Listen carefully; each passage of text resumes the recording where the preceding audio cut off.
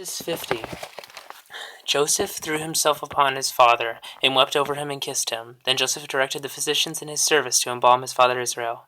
So the physicians embalmed him, taking a full 40 days, for that was the time required for embalming, and the Egyptians mourned for him 70 days. When the days of mourning had passed, Joseph said to Pharaoh's court, "If I have found favor in your eyes, speak to Pharaoh for me. Tell him, my father made me swear an oath and said, I am about to die. Bury me in the tomb I dug for myself in the land of Canaan. Now let me go up and bury my father, then I will return."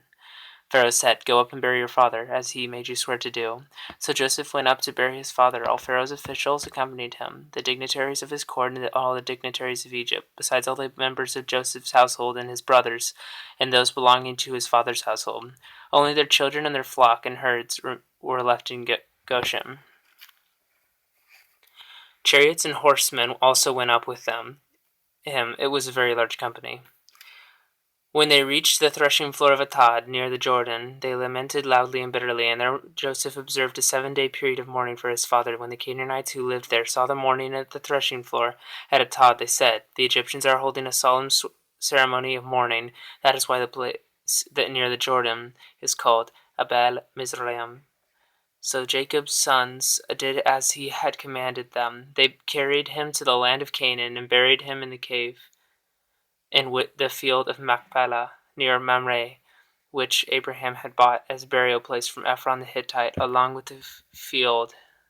After burying his father, Joseph returned to Egypt, together with his brothers and all the others who had gone with him to bury his father.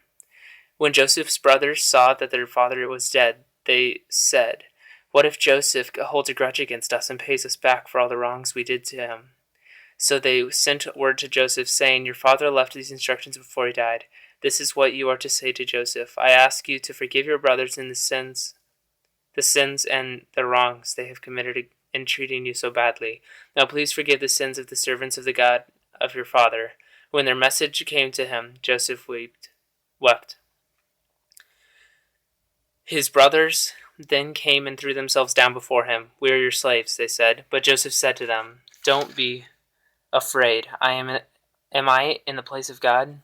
You intended to harm me, but God intended it for good, to accomplish what is now being done, the saving of many lives.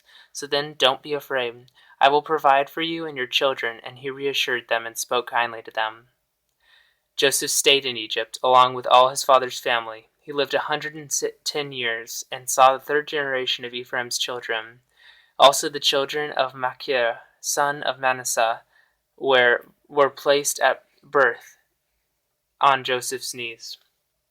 Then Joseph said to his brothers, "I am about to die, but God will surely come to your aid and take you up out of this land, to the land he promised on oath to Abraham, Isaac, and Jacob." And Joseph made the sons of Israel swear an oath and said, "God will surely come to your aid, and then you must carry my bones up from this place." So Joseph died at the age of 110, and after they embalmed him, he was placed in a coffin in Egypt. End of Genesis chapter 50.